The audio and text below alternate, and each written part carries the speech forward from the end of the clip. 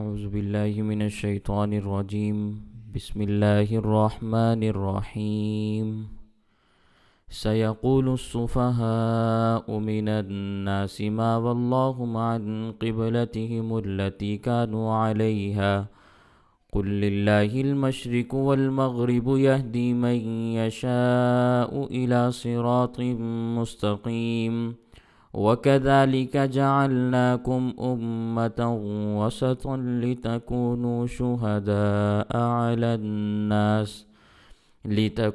شُهَدَاءَ عَلَى النَّاسِ وَيَكُونَ الرَّسُولُ عَلَيْكُمْ شَهِيدًا وَمَا جَعَلْنَا الْقِبْلَةَ الَّتِي كُنْتَ عَلَيْهَا إِلَّا لِنَعْلَمَ مَن يَتَّبِعُ الرَّسُولَ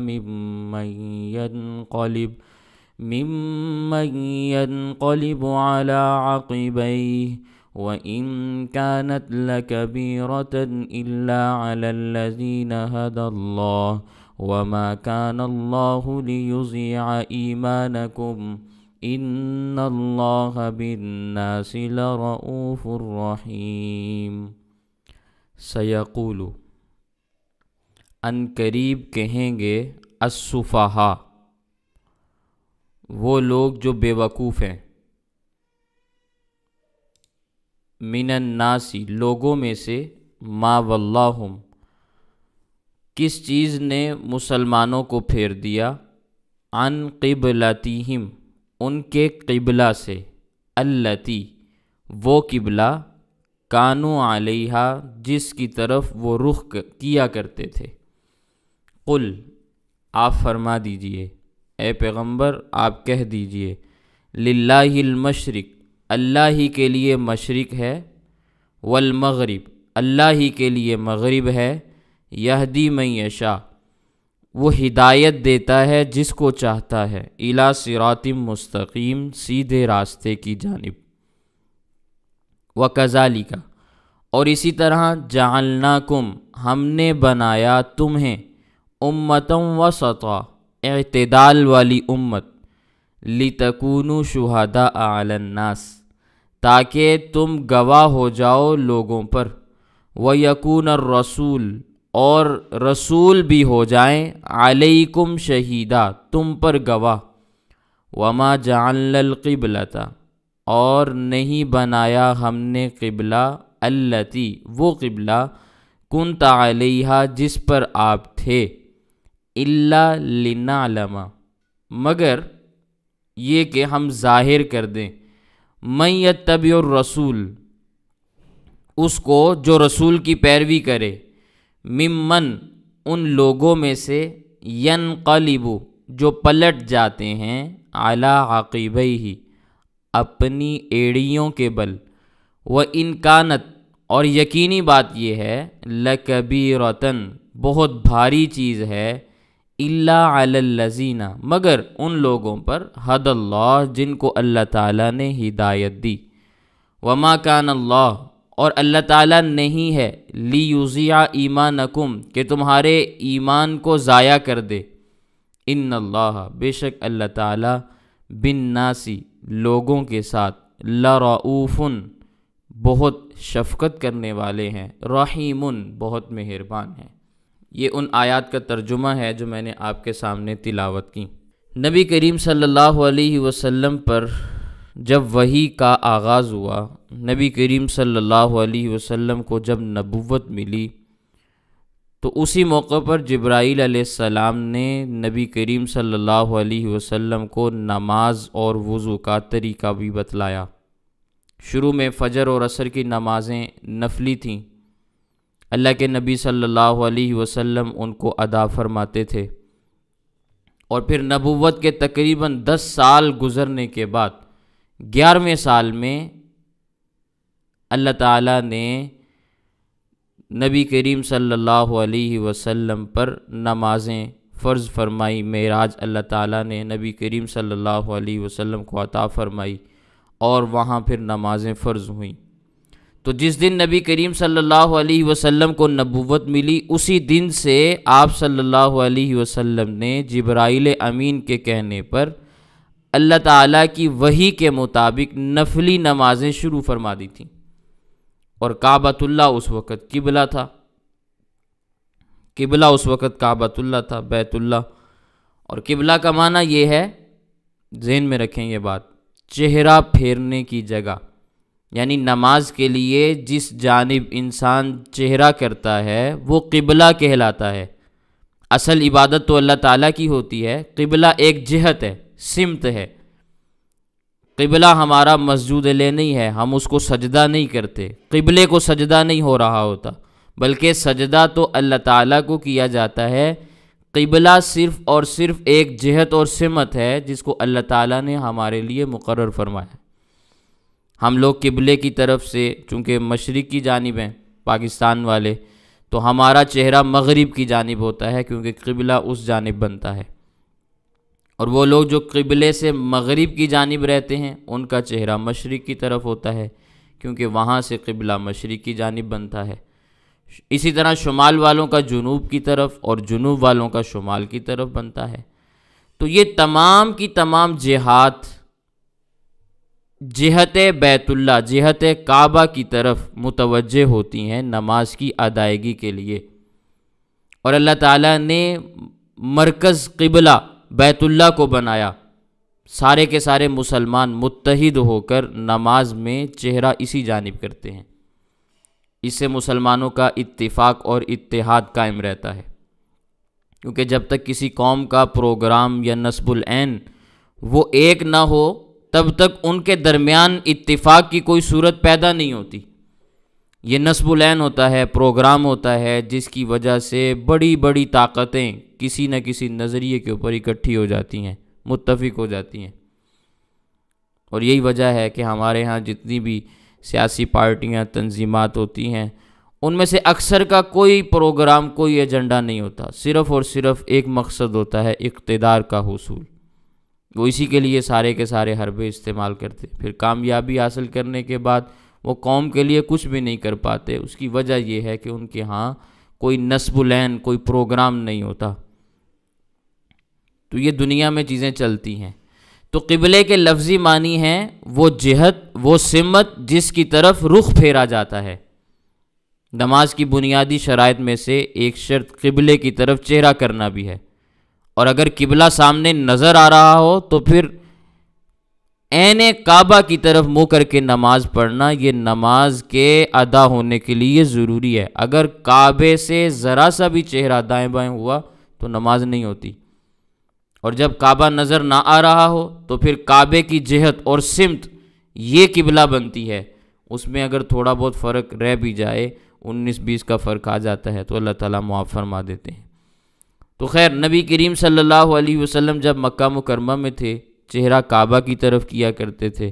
عموماً نبی کریم صلی اللہ علیہ وسلم نماز اسی طرف منہ کر کے پڑھتے جس طرف حجرہ اسود موجود ہے، آج رکن یمانی جس کو کہا جاتا ہے۔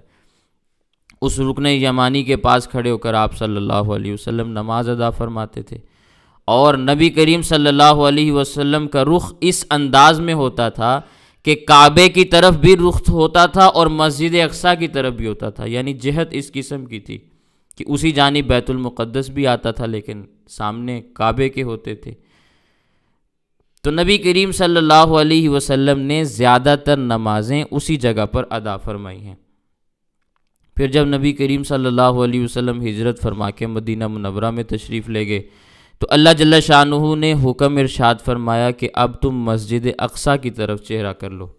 اس کی وجہ یہ تھی کہ پہلی کتابوں کے اندر نبی کریم صلی اللہ علیہ وسلم کی جو صفات ذکر کی گئی تھیں ان میں سے ایک صفت یہ بھی تھی کہ آخری زمانے میں آنے والے آخری نبی نبی القبلتین ہوں گے، یعنی وہ نبی دو قبلوں والے نبی ہوں گے۔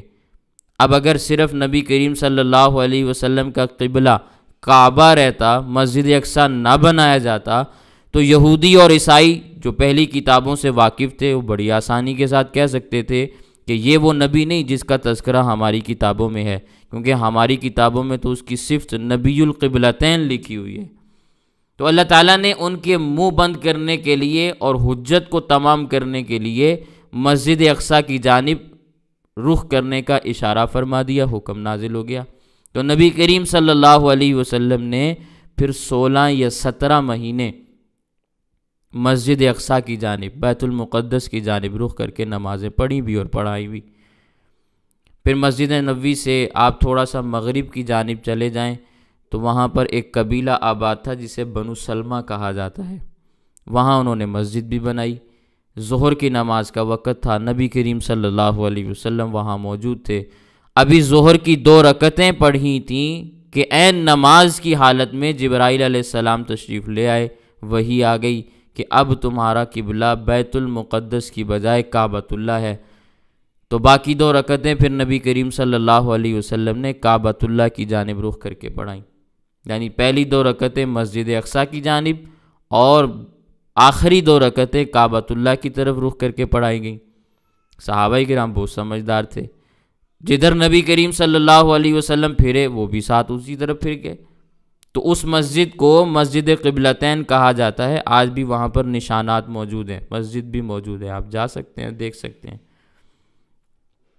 تو جس وقت قبلے کی تبدیلی کا حکم ہوا تو یہود اور نصارہ اور پھر مشرکین بھی ساتھ مل گئے، انہوں نے پروپیگنڈا کرنا شروع کر دیا، کہنے لگے، مشرکین کہنے لگے کہ اب ان کو اپنی غلطی کا احساس ہو گیا ہے۔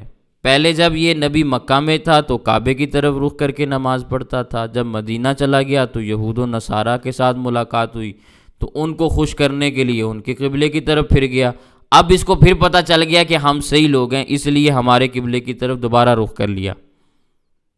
یہ مشرکین کا پروپیگنڈا تھا۔ یہود اور نصارہ نے بھی پروپیگنڈا کیا، کہنے لگے اگر وہ قبلہ صحیح تھا تو پھر اس کو چھوڑا کیوں، اور اگر وہ غلط تھا تو پہلے اس جانب نمازیں کیوں ادا کیں۔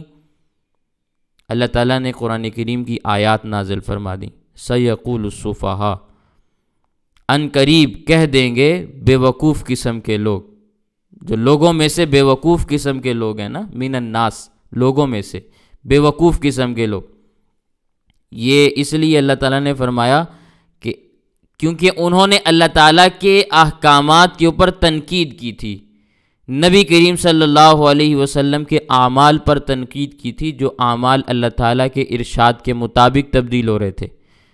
تو اب کوئی بے وقوفی ہو سکتا ہے نا جو اللہ تعالیٰ کے احکامات کے اوپر تنقید کرے یا ان کو تضحیق کا نشانہ بنائے، ان کا مذاق اڑائے، اس کے علاوہ تو کوئی اور شخص نہیں ہو سکتا نا، اس کو بے وقوفی آپ کہیں گے۔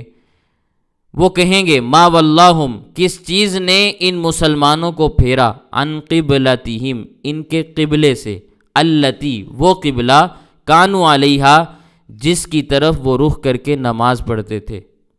ان کو کس نے حکم دیا کہ مسجد اقصیٰ سے رخ ہٹا کر دوسری طرف پھر جائیں؟ فرمایا تم ان کو یہی جواب دو، قل، آپ فرما دیجئے، للہ المشرق والمغرب، اللہ ہی کے لیے مشرق ہے، اللہ ہی کے لیے مغرب ہے۔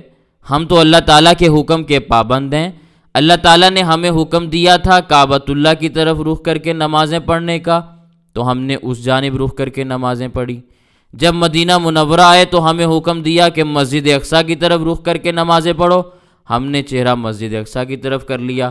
اب اللہ تعالیٰ نے دوبارہ حکم دیا کہ پھر چہرہ کعبۃ اللہ کی طرف پھیر لو، تو ہم نے اللہ تعالیٰ کے حکم کے مطابق اس کے حکم کو مان لیا، تسلیم کیا، اپنے رخ کو دوبارہ تبدیل کر لیا۔ تو سب سے بڑی چیز اللہ تعالیٰ کے حکم کو ماننا ہے، اور ہم نے اللہ تعالیٰ کے حکم کی تعمیل کی ہے۔ یہدی من یشاء، اللہ تعالیٰ ہدایت دیتا ہے جس کو چاہتا ہے، الی صراط مستقیم، سیدھے راستے کی جانب۔ لیکن اللہ تعالیٰ ہدایت دیتا کس کو ہے، اس کا ذکر قرآن کریم میں اللہ تعالیٰ نے دوسرے مقامات پر فرمایا ہے۔ قرآن کریم کی ایک آیت دوسری آیت کی تشریح اور تفسیر بیان کرتی ہے، یہدی الیہ من ینیب، جو اللہ تعالیٰ کی طرف رجوع کرتا ہے اللہ تعالیٰ بھی اسی کو ہدایت دیتے ہیں۔ زبردستی نہ تو کسی کو کافر بنایا جاتا ہے، نہ ہی کسی کو مسلمان بنایا جاتا ہے۔ فلما زاغوا ازاغ اللہ قلوبہم، جب وہ پھر گئے اللہ تعالیٰ نے بھی ان کے دلوں کو پھیر دیا۔ جب کوئی غلط راستے کے اوپر چل پڑتا ہے اللہ تعالیٰ اس کو اسی طرف چلا دیتے ہیں، اور اللہ تعالیٰ ہدایت اس کو دیتا ہے من اناب، الفاظ قرآن کریم میں موجود ہے، جس نے اللہ تعالیٰ کی طرف رجوع کیا اللہ تعالیٰ بھی اس کو اپنی جانب کھینچ لیتے ہیں۔ من ینیب کے الفاظ قرآن کریم کے اندر موجود ہیں کہ جو اللہ تعالیٰ کی طرف رجوع کرتا ہے اللہ تعالیٰ اس کو ہدایت سے نواز دیتے ہیں۔ تو اللہ تعالیٰ فرماتے ہیں وَكَذَلِكَ جَعَلْنَاكُمْ، اسی طرح ہم نے بنایا تمہیں امتم وسطا، اعتدال والی امت۔ جس طرح ہم نے تمہارا قبلہ سب سے بہتر قبلہ بنایا، اسی طرح ہم نے تمہیں تمام امتوں میں سے بہترین امت بنایا۔ وسط کے معنی اعتدال والی امت کے، عدالت والی امت کے ہوتے ہیں۔ لِتَكُونُوا شُهَدَاءَ عَلَى النَّاسِ، تاکہ تم لوگوں پر گواہ بن جاؤ۔ وَيَكُونَ الرَّسُولُ عَلَيْكُمْ شَهِيدًا، اور رسول بھی تم پر گواہ بن جائیں، رسول بھی تم پر گواہ بن جائیں۔ اب بعض نادان قسم کے لوگوں نے اسی آیت کو نبی کریم صلی اللہ علیہ وسلم کے حاضر ناظر ہونے کی بھی دلیل بنایا کہ نبی کریم صلی اللہ علیہ وسلم ہر جگہ موجود ہیں۔ دلیل قرآن کریم کی یہی آیت ہے۔ حالانکہ آیت کے سیاق و سباق کو دیکھا جائے، بات کیا چل رہی ہے تو بات سمجھ میں آ جاتی ہے۔ اس قسم کے نظریات اس آیت سے ثابت ہی نہیں ہوتے۔ لیکن اگر پھر بھی کسی کو اس مسئلے پر تفصیل کے ساتھ دلائل چاہیے ہوں تو حضرت اقدس مولانا سرفراز خان صفدر نور اللہ مرقدہ نے کتاب لکھی ہے تبرید النواظر فی تحقیق الحاضر والناظر، یعنی آنکھوں کی ٹھنڈک، اردو زبان کے اندر کتاب ہے۔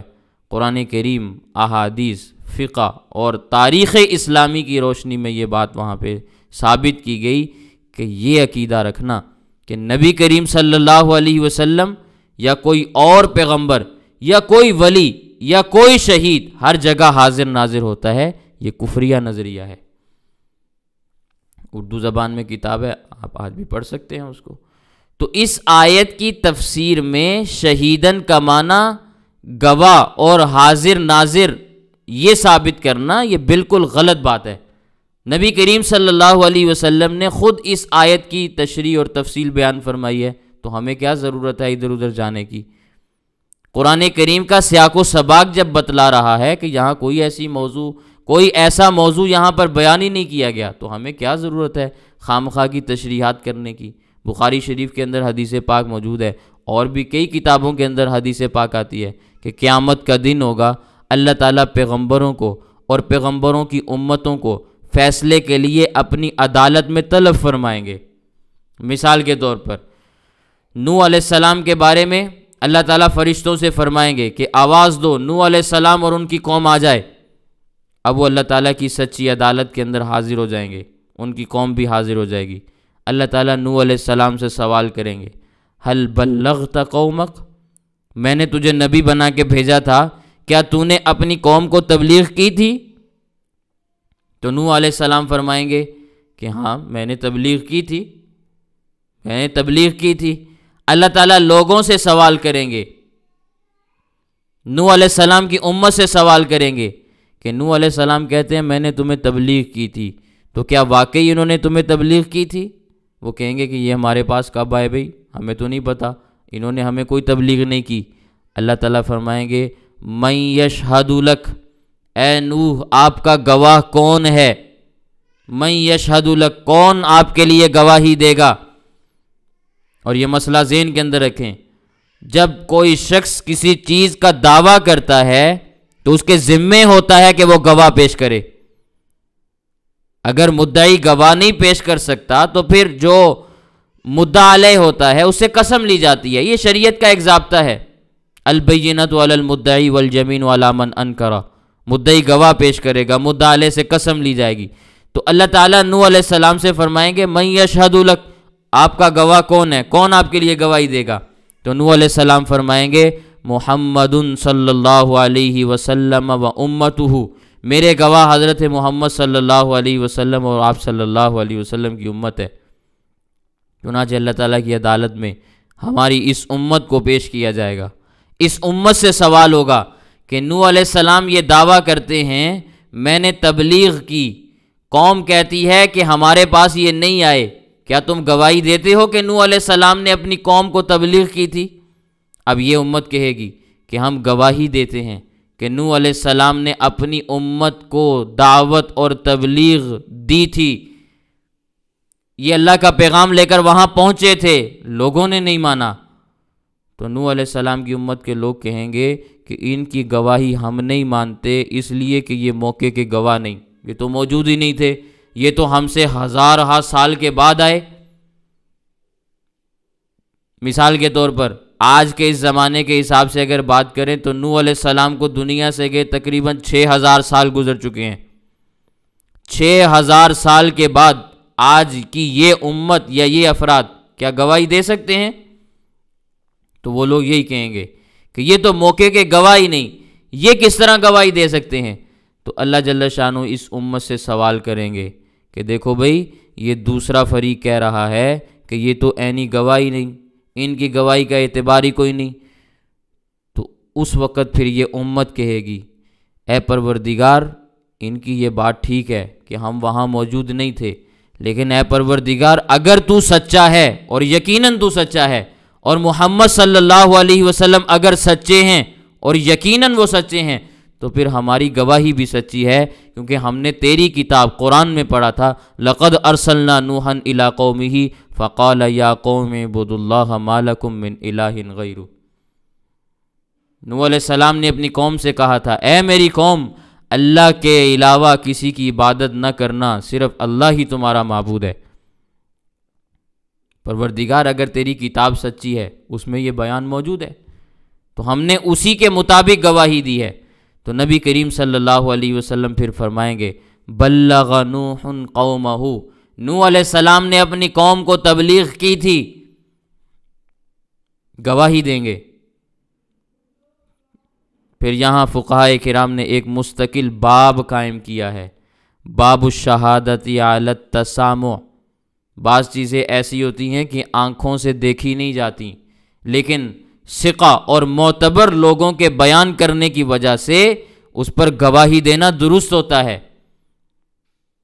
بعض چیزیں آنکھوں سے دیکھی نہیں ہوتی لیکن گواہی دے دی جاتی ہے۔ مثال کے طور پر فلاں کا بیٹا ہے، کسی کا نکاح ہو گیا، شہرت ہو گئی کہ فلاں کی شادی فلاں کے ساتھ ہو گئی، تو آپ گواہی دے دیں بھی فلاں کی شادی فلاں کے ساتھ ہو چکی ہے، افراد موجود ہیں، ایک معتبر ذریعے سے آپ کو پتہ چلا ہے۔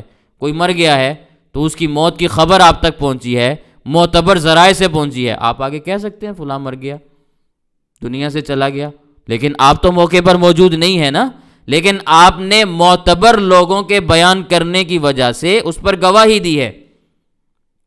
آپ نہ پیدائش کے وقت موجود، لیکن آپ نے کسی بچے کی پیدائش کو تسلیم کر لیا، اس کو آگے بیان بھی کر دیا۔ آپ موت کے وقت بھی نہیں موجود تھے کہ وہ مرا بھی ہے یا نہیں مرا، لیکن ثقہ لوگوں نے، معتبر لوگوں نے آپ کو بتایا، آپ نے بیان کر دیا۔ آپ نکاح کے وقت بھی موجود نہیں تھے، لیکن لوگوں کی شہادت کی بنیاد پر آگے آپ نے شہادت دے دی۔ تو یوں شہادت دینا جائز ہے، لیکن بات یہ ہے کہ جو آپ کے سامنے بات بیان کرنے والا ہے وہ معتبر ہونا ضروری ہے، وہ ثقہ ہونا ضروری ہے۔ پھر مسئلہ یہ آتا ہے جب کوئی اہم قسم کا مقدمہ ہو تو صرف گواہوں کی گواہی پر اس کا فیصلہ نہیں ہوتا، یہاں پھر ایک مستقل عنوان آتا ہے تزکیۃ الشہداء، گواہوں کی صفائی۔ تزکیۃ الشہداء، شہداء سے مراد شہید نہیں ہے، وہاں یہاں گواہوں کے معنی میں ہے۔ شہادت بمعنی گواہی، اللہ کے راستے میں کٹنا مراد نہیں۔ گواہوں کی صفائی جج کرتا ہے، قاضی کرتا ہے۔ جب دو آدمی گواہی دیں کہ فلاں شخص فلاں کا قاتل ہے، تو صرف ان کی گواہی پر دار و مدار نہیں ہوتا کہ بھئی ان لوگوں نے گواہی دے دی ہے تو اب اس کے اوپر حکم نافذ کر دیا جائے، نہیں، بلکہ گواہوں کا تزکیہ ہوگا، جانچ پڑتال ہوگی، دیکھا جائے گا۔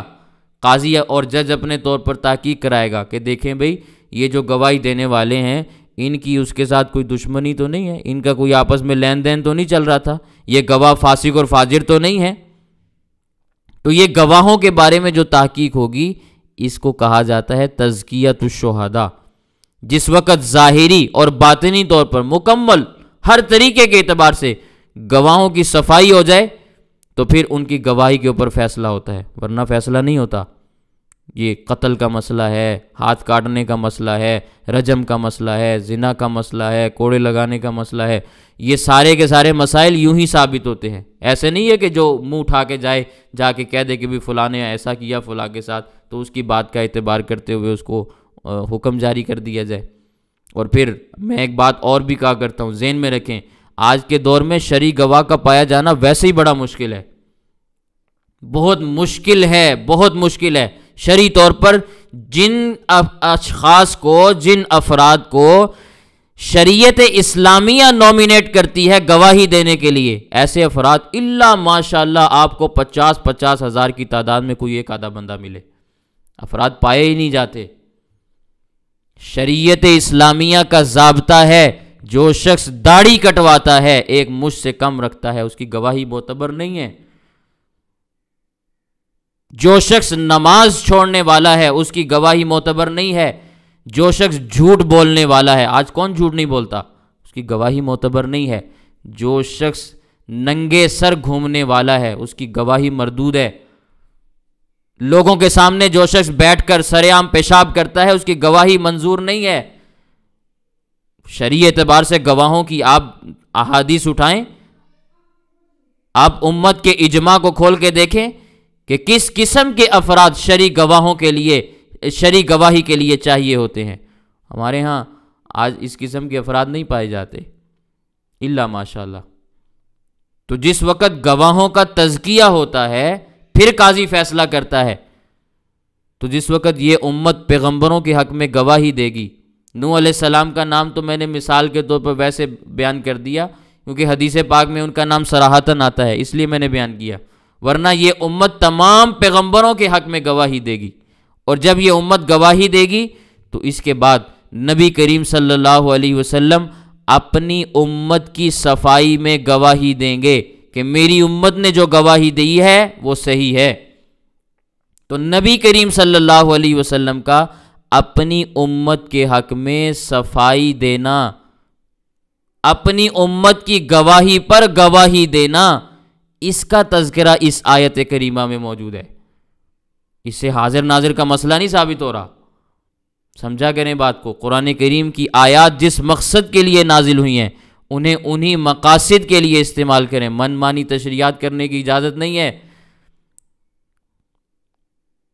تو اللہ تعالیٰ فرماتے ہیں وَكَذَلِكَ جَعَلْنَاكُمْ أُمَّةً وَسَطًا، اسی طرح ہم نے بنایا تمہیں اعتدال والی امت، عدالت والی امت، انصاف والی امت، لِتَكُونُوا شُهَدَاءَ عَلَى النَّاسِ، تاکہ تم لوگوں پر گواہ بن جاؤ۔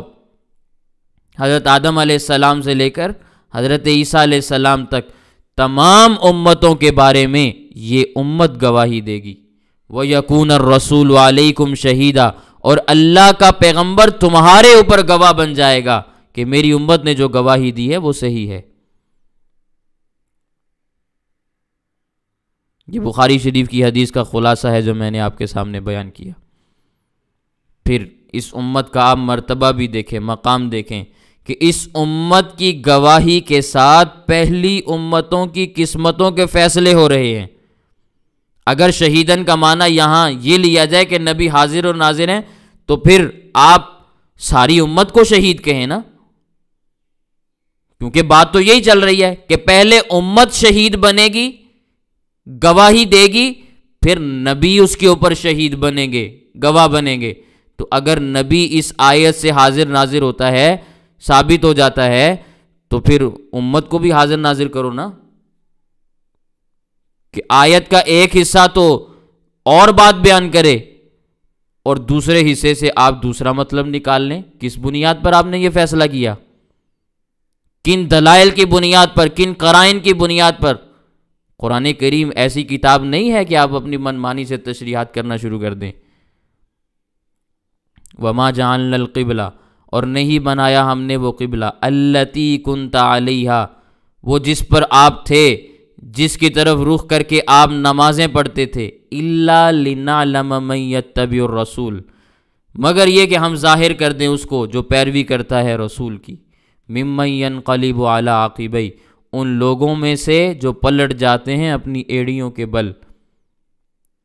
اس موقع پر بعض کچے قسم کے لوگ مرتد بھی ہوئے تھے کہنے لگے یہ بھی کوئی بات ہے، آج چہرہ ادھر کرو، کل کو ادھر کرو، پرسوں ادھر کرو، ہمارا پہلا مذہب ہی ٹھیک تھا۔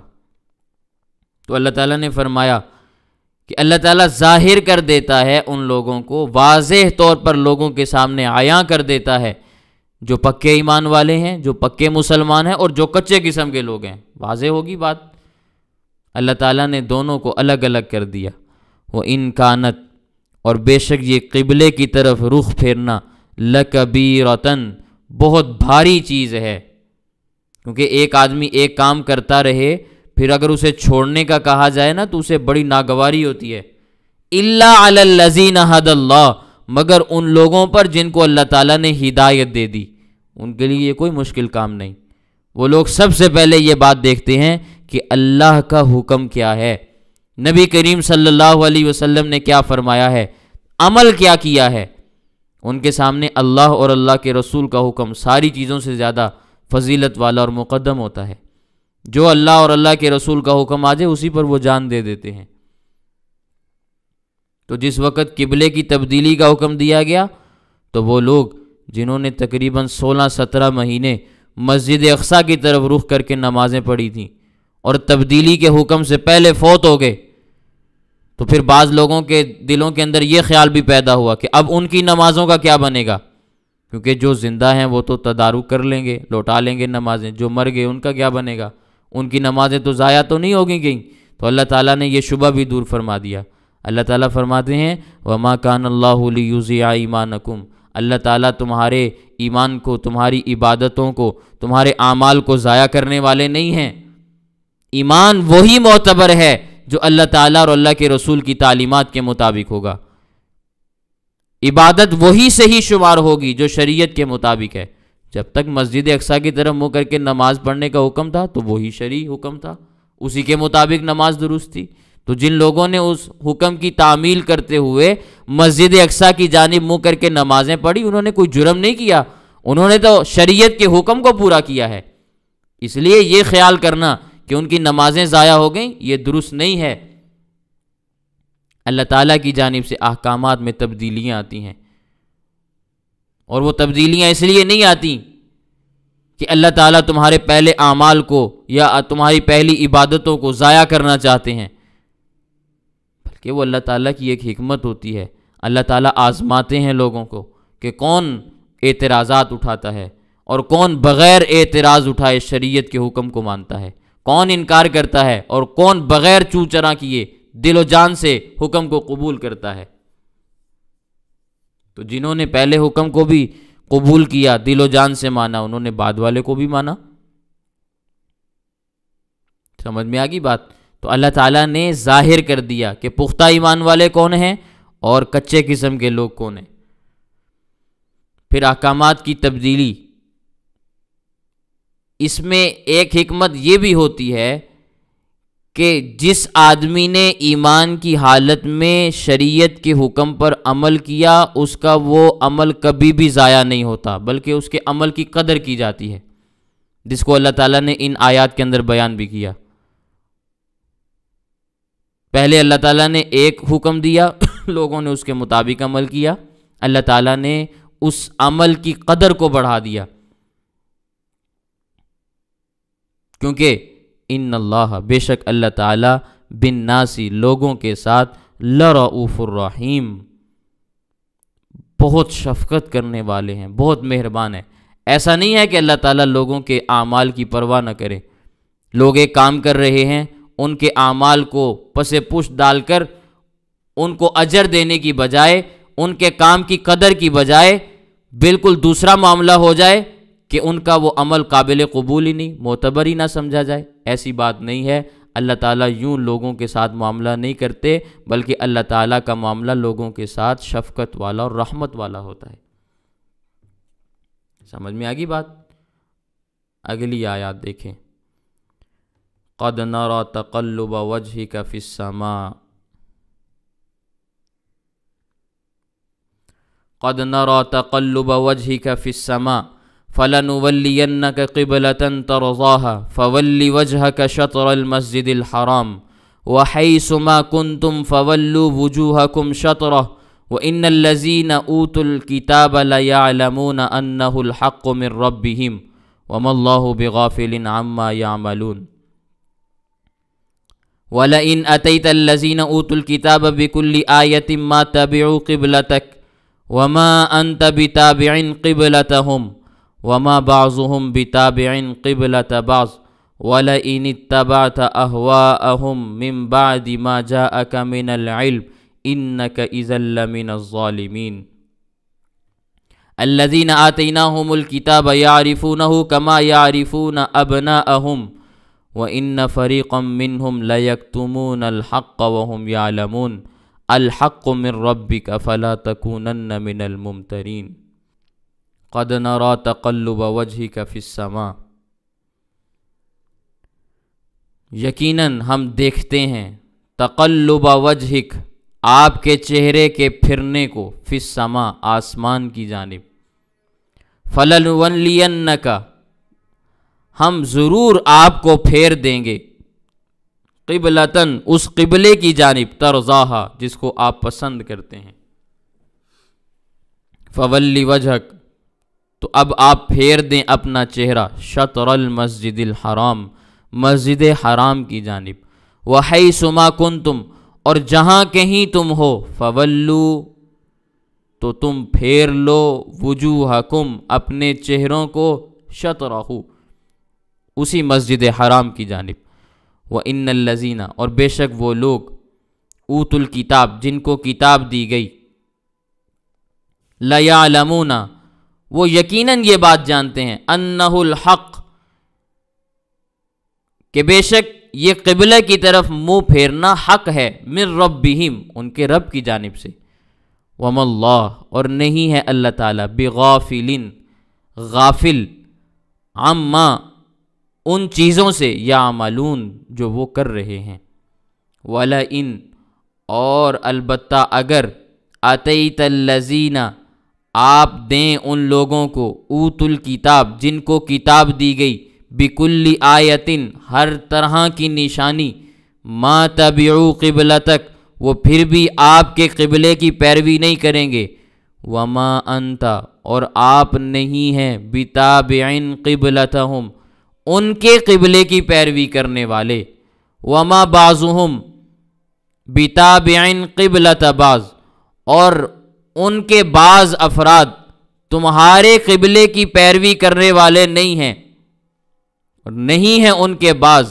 پیروی کرنے والے تمہارے قبلے کے وَلَئِنِ اتَّبَعْتَ اور اگر بالفرض آپ نے پیروی کر بھی لی اہواءہم ان کی خواہشات کی من بعد ما جاءک من العلم باوجود اس کے کہ آپ کے پاس علم بھی آ چکا تھا انک اذا لمن الظالمین تب تو بے شک آپ اگر ایسا کریں گے تو ناانصافوں میں سے ہو جائیں گے ظالموں میں سے ہو جائیں گے الذین وہ لوگ آتیناہم الکتاب جن کو ہم نے کتاب دی یعرفونہ وہ اس کو پہچانتے ہیں کما یعرفون ابناءہم ایسے پہچانتے ہیں جیسے اپنے بیٹوں کو پہچانتے ہیں وَإِنَّ فَرِيقًا مِّنْهُمْ اور بے شک ایک گروہ ان میں سے لَيَكْتُمُونَ الْحَقَّ وہ یقیناً حق کو چھپاتا ہے وَهُمْ يَعْلَمُونَ حالانکہ وہ جانتا ہے الْحَقُّ مِن رَبِّكَ حق آپ کے رب کی طرف سے ہے فَلَا تَكُونَنَّ تو آپ ہرگز نہ ہونا من الممترین شک کرنے والوں میں سے نہ ہونا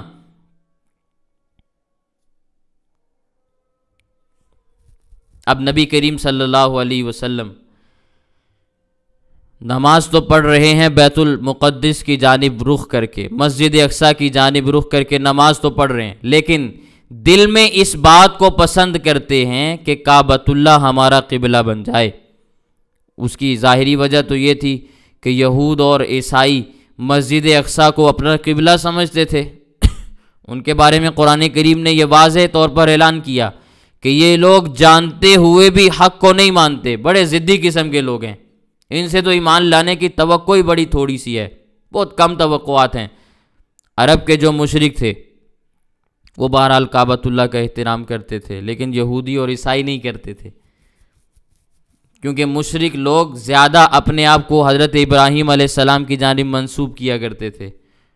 اور جو کچھ بھی وہ کرتے تھے اپنی جہالتوں کی وجہ سے وہ سارے کا سارا حضرت ابراہیم علیہ السلام کے کھاتے میں ڈالتے، جہالت کا شکار تھے۔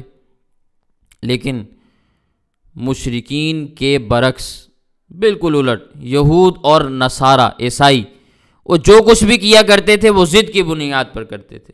اس کو اگر آج کے اعتبار سے آپ سمجھنا چاہیں تو ہماری اکثر عوام بیچاری جہالت کا شکار ہوتی ہے۔ ان کو اللہ تعالیٰ سے کوئی عداوت دشمنی نہیں ہوتی، نبی کریم صلی اللہ علیہ وسلم سے کوئی ان کو دشمنی نہیں ہوتی، اسلام کے ساتھ ان کو کوئی مخالفت یا دشمنی نہیں ہوتی۔ وہ جو بھی کر رہے ہوتے ہیں اپنی جہالت کی بنیاد پر کر رہے ہوتے ہیں، جو بات ان کے ذہن میں بٹھا دی گئی بس وہ کہتے ہیں یہی ہمارا عقیدہ ہے، یہی ہمارے نظریات ہیں، اسی کے مطابق ہم عزت و احترام کرنے والے ہیں۔ عقیدے ان کے غلط ہوتے ہیں، توہین والے ہوتے ہیں، لیکن وہ اس کو عزت والا عقیدہ سمجھ رہے ہوتے ہیں۔ سمجھ میں آئی بات؟ مثال کے طور پر آج کل جاہل قسم کے لوگ یہ کہتے ہیں نا کہ نبی کریم صلی اللہ علیہ وسلم بلکہ تمام انبیاء، تمام رسول، تمام پیغمبر، بلکہ اولیاء، بزرگ، علماء، صلحاء وہ ہر جگہ حاضر ناظر ہوتے ہیں، ہر جگہ موجود ہوتے ہیں۔ لوگ اس کو عزت والا نظریہ سمجھتے ہیں کہ ہم نے دیکھو بھئی ان کو ہر جگہ حاضر ناظر کر دیا، حالانکہ اگر غور کیا جائے تو اس میں تو سخت قسم کی توہین ہوتی ہے، سخت قسم کی توہین ہے اس میں۔ آج کے زمانے میں اگر ہم اپنی صورتحال کو دیکھیں تو ہمارے جیسے گناہگار قسم کے افراد وہ بھی ہر جگہ جانا پسند نہیں کرتے کہ وہ ہر جگہ موجود ہوں۔ بعض جگہ بری ہوتی ہیں، وہاں شریف آدمی جانا پسند نہیں کرتا، ایسا ہے کہ نہیں ہے؟ تو اللہ تعالیٰ کے نیک بندوں کو آپ ہر جگہ حاضر ناظر کر دیں تو اس میں ان کی عزت ہوگی یا توہین ہوگی؟ کتنی واضح بات ہے، لیکن لوگ نہیں مانتے، نہیں سمجھتے۔ لوگ سمجھتے ہیں کہ نیک بندوں کے لیے ہم تمام چیزوں کا علم ثابت کر دیں گے، کہیں گے کہ بھئی ان کے پاس علم غیب ہے تو شاید ان کی عزت میں اضافہ ہوگا، حالانکہ اس سے تو کوئی عزت میں اضافہ نہیں ہو جاتا۔ آپ کے سامنے آیات گزر چکی ہیں، اللہ تعالیٰ نے کیا فرمایا؟ وَمَا كَفَرَ سُلَيْمَانَ، لوگوں نے حضرت سلیمان علیہ السلام کی جانب جادو کی نسبت کی، کہنے لگے وہ جادو کا علم جانتے تھے۔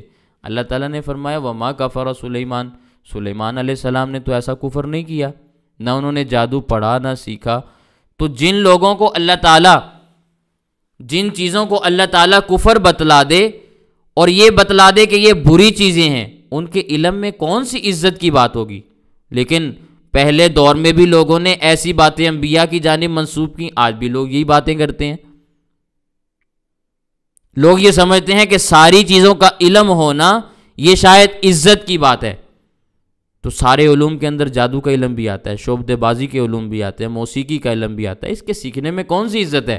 اس کے جاننے میں کون سی عزت ہے؟ لوگوں نے نظریات بنائے رکھے ہیں اور ان کے مطابق وہ سمجھتے ہیں کہ یہ عزت والے نظریات ہیں، حالانکہ ان میں کوئی عزت نہیں۔ اسی طرح جاہل لوگ یہ بھی سمجھتے ہیں کہ نبی کریم صلی اللہ علیہ وسلم براہ راست خود ہمارا درود پاک وصول کرتے ہیں، خود سنتے ہیں، جب ہم پڑھتے ہیں تو آپ خود سنتے ہیں، اور اس کو وہ نبی کریم صلی اللہ علیہ وسلم کی گویا تعظیم سمجھتے ہیں، حالانکہ اس میں تو اللہ تعالیٰ معاف فرمائے بڑی عجیب و غریب قسم کی توہین ہے۔ آج ہمارے زمانے میں ہمارے پاس ڈاکیا خط لے کر آتا ہے، پارسل آتے ہیں نا آپ کے، تو آپ کو اگر خود وصول کرنے کے لیے جانا پڑے تو آپ کو مشقت نہیں ہوتی؟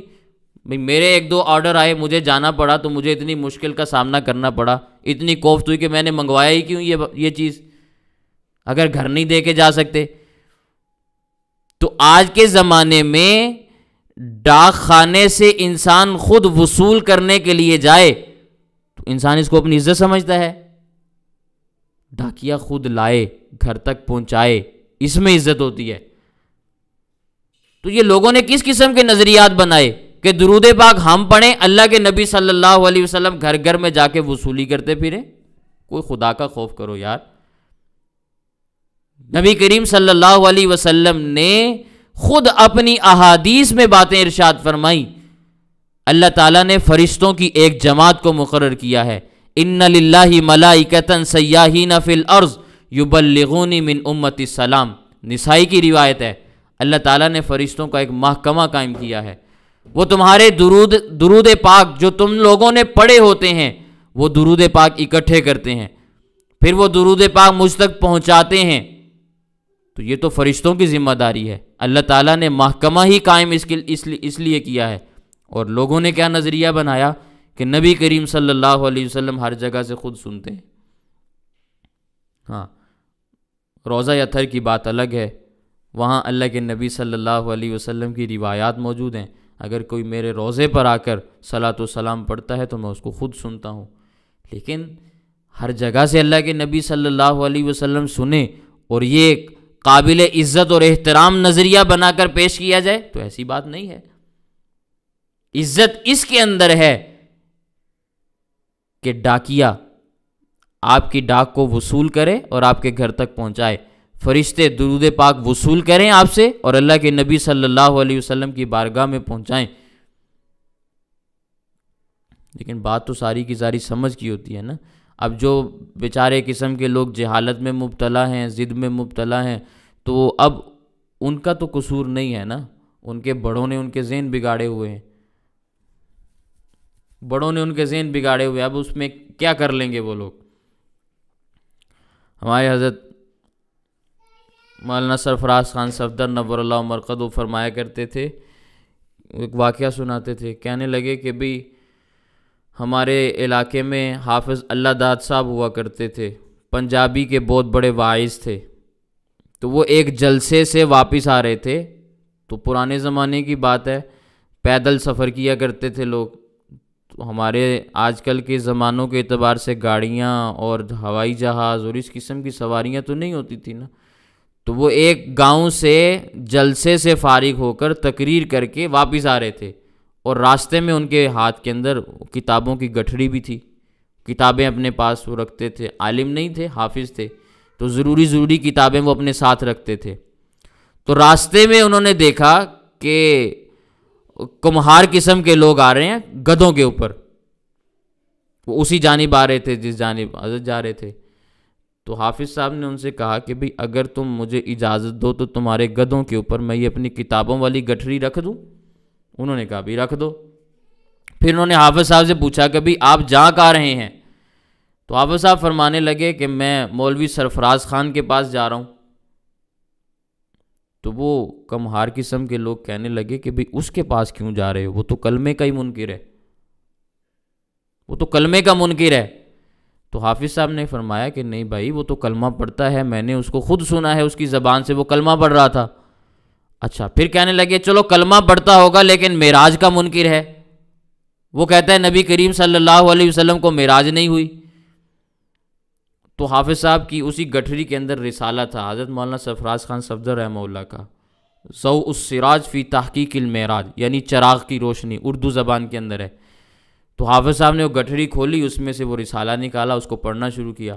اب جب اچھا خاصا پڑھ کے سنایا اور پھر فرمانے لگے کہ بھئی معراج کو جتنا اس نے دلیلوں کے ساتھ ثابت کیا ہے شاید ہی اردو زبان کی کسی اور کتاب کے اندر اتنی دلیلیں موجود ہوں۔ تو پھر راستے کے اندر یہ باتیں ہوتی رہی، جب علاقے کے قریب آئے تو کہنے لگے ہمیں کسی چیز کا کیا پتہ، ہمیں تو ہمارے مولوی کہتے تھے وہ معراج کا منکر ہے، کلمے کا منکر ہے، ہم نے تمہیں بتا دیا، بھی تم جانو، تمہارا کام جانا ہے اس کے پاس تو جاؤ۔ تو لوگوں کے ذہن تو یوں بگاڑے ہوئے ہیں، ان کو حق کے قریب لوگ آنے ہی نہیں دیتے، بات سمجھنے ہی نہیں دیتے۔ اس کی کئی ایک مثالیں میں آپ کو سنا سکتا ہوں۔ ہمارے حضرت گزرے ہیں مولانا امین صفدر اوکاڑوی نور اللہ مرقدہ، اسکول ٹیچر تھے، ماسٹر تھے، گورنمنٹ ٹیچر تھے۔ تو اللہ تعالیٰ نے ان کو دین کی سمجھ عطا فرمائی، پھر آہستہ آہستہ انہوں نے دین کا علم حاصل کرنا شروع کیا، پھر بہت بڑے عالم بنے، حجت اللہ فی الارض بنے، اللہ تعالیٰ نے ان کو مقام عطا فرمایا، قبولیت اللہ تعالیٰ نے ان کو نصیب فرمائی۔ تو اب انہی کے سکول کے اندر بعض ان کے ٹیچروں نے ہیڈ ماسٹر کو جا کے شکایت لگا دی، کہنے لگے کہ بھئی یہ ماسٹر امین جون سا ہے نا، یہ وہابی ہو گیا ہے۔ تو ماسٹر صاحب نے ان کو بلا لیا، ہیڈ ماسٹر نے، کہنے لگے کہ بھئی یہ لوگ کہہ رہے ہیں کہ بھئی تو وہابی ہو گیا۔ انہوں نے کہا نہیں جی، میں تو سنی ہوں، میں تو اہل سنت والجماعت ہوں۔ اچھا جی، وہ وہیں پہ کھڑے تھے دوسرے استاد، وہ کہنے لگے کہ بھئی یہ درود کا منکر ہو گیا ہے، یہ درود نہیں پڑھتا۔ تو حضرت فرمانے لگے کہ میں درود بھی پڑھتا ہوں، میں درود پڑھتا ہوں، درود پاک پڑھ کے سنا دیا، اللہم صلی علی محمد وعلی آل محمد۔ اگلا لفظ وہ کہنے لگے، اگلا جملہ بولنے لگے، کہنے لگے کہ نہیں یہ والا درود پڑھ لیتا ہے اور کھڑے ہو کے نہیں پڑھتا۔ تو حضرت فرمانے لگے کہ بھئی میں بیٹھ کے بھی پڑھتا ہوں، کھڑے ہو کے بھی پڑھتا ہوں، جب نماز میں ہوتا ہوں تو اللہم صلی علی محمد وعلی آل محمد نماز میں بیٹھ کے پڑھ رہا ہوتا ہوں، اور جب جنازے میں مسئلہ آتا ہے تو میں کھڑے ہو کے پڑھ رہا ہوتا ہوں، میں تو بیٹھ کے بھی پڑھتا ہوں، کھڑے ہو کے بھی پڑھتا ہوں۔ تو لوگوں کے اس قسم کے ذہن بنانے والے خاص قسم کے طبقات ہوتے ہیں، ان کو کیا پتا کہ کس کے سامنے کون سی بات کرنی ہے اور کس کو کیسے قائل کرنا ہے یا کیسے سمجھانا ہے۔ جو ذہن بنایا جاہلوں نے وہی باتیں آگے بیان کرنی شروع کر دیں۔ سمجھ میں آئی بات؟ تو یہی معاملہ ہر زمانے کے اندر ہوا ہے۔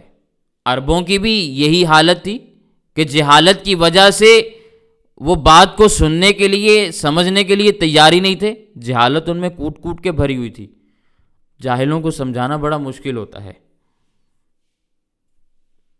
سمجھ میں آئی؟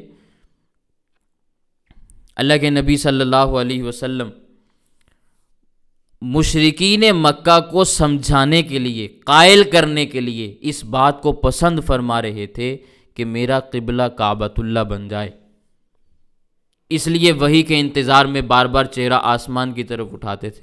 تو اللہ تعالیٰ نے اسی کا تذکرہ فرمایا، قد نرا، ہم دیکھ رہے ہیں، تقلب وجہک، آپ کے چہرے کے پھرنے کو، فی السماء، آسمان کی جانب، فلنولینک، ہم ضرور پھیر دیں گے آپ کو، قبلۃ ترضاہا، اس قبلے کی جانب جس کو آپ پسند فرما رہے ہیں۔ سمجھ میں آگی بات؟ یہ تو ایک وجہ تھی نا کہ نبی کریم صلی اللہ علیہ وسلم کعبۃ اللہ کے قبلہ بن جانے کو کیوں پسند فرما رہے تھے۔ پھر دوسری وجہ بھی سمجھیں، عرب کے لوگوں میں اکثریت ان لوگوں کی تھی جو کعبۃ اللہ کا احترام کرنے والے تھے۔ کعبۃ اللہ کا احترام کرنے والے لوگوں کی اکثریت تھی، کثرت کے ساتھ ایسے لوگ موجود تھے۔ تو اب جن لوگوں کا قبلہ، جن لوگوں کا کعبہ اور اس کا احترام ان لوگوں کے ذہنوں کے اندر بیٹھا ہوا ہے، ان کو ذرا منوانا مشکل تھا کہ بھی اس قبلے کو چھوڑ کر اس جانب رخ کر لو۔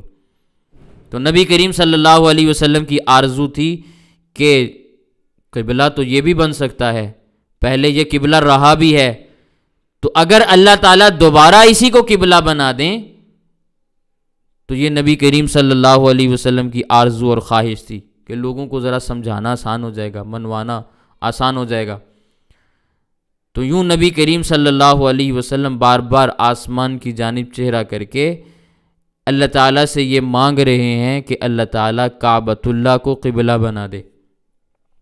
تو اللہ تعالیٰ نے حکم نازل فرما دیا، فولی وجہک، آپ اپنا چہرہ پھیر دیں، شطر المسجد الحرام، مسجد حرام کی جانب۔ اس کو کعبۃ اللہ بھی کہتے ہیں، مسجد حرام بھی کہتے ہیں، یہ نہ کچھ سمجھ لے کہ یہ الگ الگ نام ہے۔ پھر آگے امتیوں کو اللہ تعالیٰ نے خطاب فرمایا، وَحَيْثُ مَا كُنْتُمْ، اے امتیوں جہاں کہیں تم ہو، فَوَلُّوا وُجُوهَكُمْ شَطْرَهُ، اپنا رخ کعبۃ اللہ کی طرف پھیر لو۔ ہم کعبے سے مشرق کی طرف ہے نا، تو مغرب کی طرف ہم چہرہ کرتے ہیں، اسی طرح ہر جہت والے کعبۃ اللہ کی طرف اپنا رخ کریں گے۔ اور کعبۃ اللہ یہ عین وسط کے اندر واقع ہے۔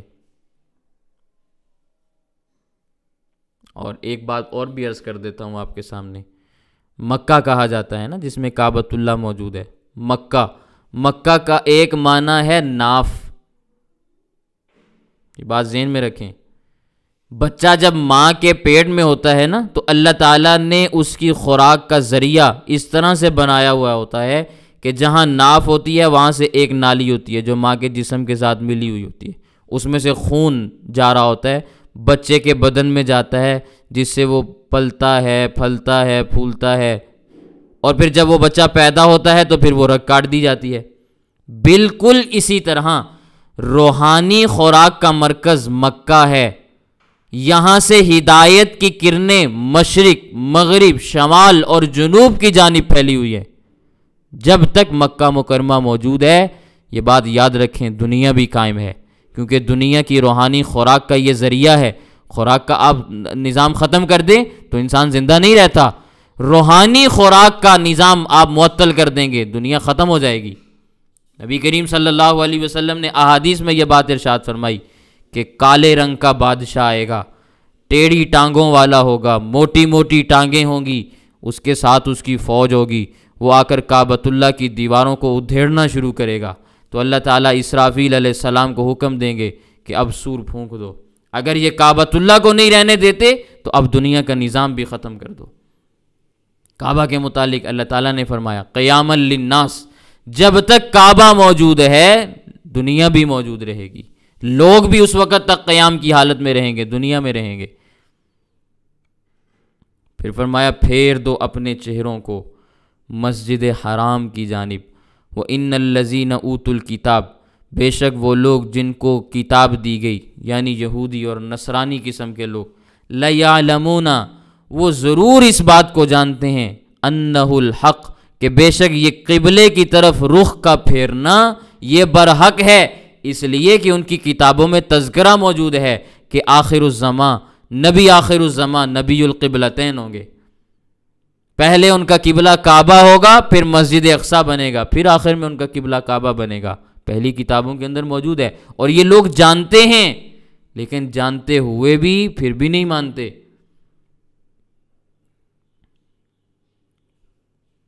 وَمَا اللَّهُ بِغَافِلٍ عَمَّا يَعْمَلُونَ، اللہ تعالیٰ ان کے کاموں سے غافل نہیں ہے جو کام وہ کر رہے ہیں. وہ جو کچھ کر رہے ہیں ضد کی بنیاد پر کر رہے ہیں، ان سے آپ خیر کی توقع یا امید نہ رکھیں. وَلَئِنْ أَتَيْتَ الَّذِينَ أُوتُوا الْكِتَابَ، اور اگر آپ دیں ان لوگوں کو جن کو کتاب دی گئی یعنی یہود و نصارہ کو، بِكُلِّ آیَةٍ، ہر قسم کی نشانی، آپ ان کو ہر قسم کی نشانی، ہر قسم کی دلیل مہیا کر دیں، مَا تَبِعُوا قِبْلَتَكَ، وہ تب بھی آپ کے قبلے کی پیروی نہیں کریں گے. ضد اور ہٹ درمی کا دنیا میں کوئی علاج نہیں ہوتا. آپ جتنے مرضی دلائل ان کے سامنے بیان کر دیں وہ آپ کی بات کو کبھی بھی قبول نہیں کریں گے. وَمَا أَنْتَ بِتَابِعٍ قِبْلَتَهُمْ، اور آپ ان کے قبلے کی پیروی نہیں کر سکتے کیونکہ آپ تو ہمارے حکم کے تابع اور پابند ہیں نا. ہم نے آپ کو حکم دیا ہی نہیں کہ آپ ان کے قبلے کی پیروی کریں، تو آپ تو ہمارے حکم کے پابند ہوئے، لیکن وہ آپ کے قبلے کی پیروی نہیں کریں گے اس لیے کہ وہ تو آپ سے ضد رکھتے ہیں. آپ ان کے قبلے کی پیروی اس لیے نہیں کریں گے کہ آپ کو ہم نے حکم نہیں دیا. وما بعضهم بتابع قبلة بعض، اور ان میں سے بھی بعض کے قبلے کی پیروی نہیں کرتے. ہر ایک کا قبلہ الگ الگ بنا ہوا ہے. یہودیوں کا قبلہ مسجد اقصی میں موجود ہے لیکن الگ قبلہ ہے. عیسائیوں کا قبلہ وہیں مسجد اقصی میں موجود ہے لیکن الگ قبلہ ہے. دونوں کے الگ الگ قبلے ہیں. وما بعضهم بتابع قبلة بعض، ان میں سے بھی بعض کے قبلے کی پیروی نہیں کرتے، اپنے اپنے قبلے کے اوپر ان کو اصرار ہے.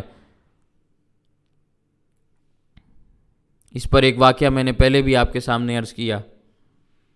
ہجرت کے تقریباً 9ویں سال نجران کے عیسائیوں کا وفد نبی کریم صلی اللہ علیہ وسلم کی خدمت میں آیا تھا، اور اللہ کے نبی صلی اللہ علیہ وسلم کے پاس تقریباً ان کے 60 افراد آئے تھے.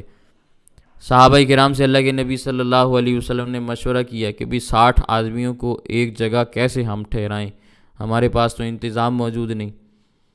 آج کے زمانے کی کوٹھیاں تو نہیں تھی نا کہ ہزاروں افراد اس میں آ جائیں. سادہ زمانہ تھا، چھوٹے چھوٹے مکان تھے. تو نبی کریم صلی اللہ علیہ وسلم نے فرمایا کہ بھی اس طرح کرو، 2 3 آدمی تقسیم کر لو، جس کو جتنے افراد سہولت کے ساتھ اپنے گھر کے اندر ٹھہرانے ہوں تو ان کو ٹھہرا لو، افراد کو تقسیم کر دو. تو جب وفد کے سربراہ کے سامنے یہ بات بیان کی کہ بھئی ہم تو غریب لوگ ہیں، اتنے افراد کو ہم اکٹھے کیسے مینیج کریں گے، ہمارے پاس اتنا بڑا مکان نہیں ہے، 60 آدمیوں کا ہم اکٹھے انتظام نہیں کر سکتے، تو ہم 2 3 آدمی تقسیم کر کے تمہاری مہمان نوازی کریں گے. کہنے لگے بھئی ایسا نہیں ہوگا، ہم اکٹھے رہیں گے، ہم اکٹھے رہنا پسند کریں گے. کیوں؟ اس کی وجہ ہے نا، پہلے بھی میں نے یہ بات عرض کی تھی. وہ کہتے تھے کہ یہ ہماری بھیڑیں ہیں، عیسائیوں کو لوگ کیا کہتے ہیں، ان کے بڑے، ان کے مذہبی رہنما کیا کہتے ہیں کہ یہ ہماری بھیڑ ہیں، عیسیٰ علیہ السلام کی بھیڑیں ہیں، یہ ہم سے جدا نہ ہوں، بس یہ اگر ہم سے جدا ہو گئیں تو مسلمان ان کے اوپر اثر انداز ہو جاتے ہیں، پھر ہمارا اثر ان پر نہیں چلتا، تو اس لیے ہم ان کو جدا نہیں کریں گے۔ تو خیر نبی کریم صلی اللہ علیہ وسلم نے فرمایا بھئی پھر ہمارے پاس تو کوئی اور جگہ نہیں ہے، مسجد نبوی ہے، اگر یہاں ٹھہرنا چاہو تو یہاں ٹھہر جاؤ۔ تو پھر وہ 60 افراد کا وفد مسجد نبوی میں ٹھہرا، کہنے لگے ہم نے یہاں اپنی نمازیں بھی پڑھنی ہیں۔ نبی کریم صلی اللہ علیہ وسلم نے اجازت دے دی، پڑھتے رہو۔ تو وہ مسجد نبوی میں کھڑے ہو کر اپنے قبلے کی طرف منہ کر کے نمازیں پڑھتے رہے، 2-3 دن انہوں نے وہاں پہ گزارے۔ نبی کریم صلی اللہ علیہ وسلم نے صحابہ کرام سے فرمایا ان کو کچھ نہیں کہنا، جو یہ کرتے ہیں ان کو کرنے دو۔ تو اللہ تعالیٰ نے فرمایا کہ اگر آپ ہر قسم کی نشانی بھی ان کے سامنے بیان کر دیں، اب اس دورانیے میں 2-3 دن جو وہ ٹھہرے، نبی کریم صلی اللہ علیہ وسلم نے ان کے سامنے اپنی نبوت کے دلائل پیش کیے نا، دین اسلام کے جتنے بھی مسائل تھے وہ موضوع بحث آئے، لیکن اتنی نشانیاں، اتنے دلائل ان کے سامنے بیان کرنے کے باوجود وہ اپنے اسی قبلے کے اوپر بضد ہیں، وہ آپ کے قبلے کی پیروی نہیں کر رہے، ما تبعوا قبلتک، وہ آپ کے قبلے کی بات نہیں مان رہے، وما انت بتابع قبلتہم، تو پھر آپ بھی ان کے قبلے کی پیروی نہیں کر سکتے، اس لیے کہ آپ تو ہمارے حکم کے پابند ہیں۔ وما بعضهم، اور نہیں ہیں ان میں سے بعض، بتابع قبلۃ بعض، پیروی کرنے والے دوسروں کے قبلے کی، وَلَئِنِ اتَّبَعْتَ أَهْوَاءَهُمْ، یہ آپ صلی اللہ علیہ وسلم کو خطاب ہے کہ اگر آپ صلی اللہ علیہ، اصل خطاب تو نبی کریم صلی اللہ علیہ وسلم کو ہے نا، لیکن نبی کریم صلی اللہ علیہ وسلم کے واسطے سے یہ خطاب امت کو بھی ہے۔ وَلَئِنِ اتَّبَعْتَ أَهْوَاءَهُمْ، اگر بالفرض آپ نے پیروی کی ان کی خواہشات کی، اے نبی اگر آپ نے ان کی خواہشات کی پیروی کی نا، من بعد ما جاءک من العلم، باوجود اس کے کہ آپ کے پاس علم بھی آ چکا، ہم آپ کو ساری باتیں بتلا بھی چکے، انک اذا لمن الظالمین، تو پھر آپ کا شمار ظالموں میں ہوگا۔ اس کو آپ یوں کہہ سکتے ہیں کہ بعض دفعہ ایسا ہوتا ہے کہ خطاب کسی اور کو کرنا ہوتا ہے، سمجھانا کسی اور کو ہوتا ہے، لیکن نام کسی اور کا لیا جاتا ہے۔ وہ ہمارے ہاں پنجابی میں بھی یہ محاورہ چلتا ہے نا کہ سنانی تینوں تے، مقصد اس کو مفہوم عرض کر دیتا ہوں کہ بھی بیٹی کو کہہ کر باتیں سنا کر اصل میں سمجھانا مقصود ہوتا ہے بہو کو، باتیں اس کو سمجھانی ہوتی ہیں کہ بھی ذرا اپنے احوال کے اوپر غور و فکر کرو، ہم سمجھ رہے ہیں تمہاری حرکتیں۔ اس قسم کے معاملات گھروں کے اندر ہوتے ہیں کہ نہیں ہوتے؟ تو بسا اوقات مخاطب کسی اور کو کیا جاتا ہے لیکن سمجھایا کسی اور کو جا رہا ہوتا ہے۔ تو اس آیت میں بھی مخاطب اللہ کے نبی صلی اللہ علیہ وسلم ہے لیکن سمجھایا امت کو جا رہا ہے۔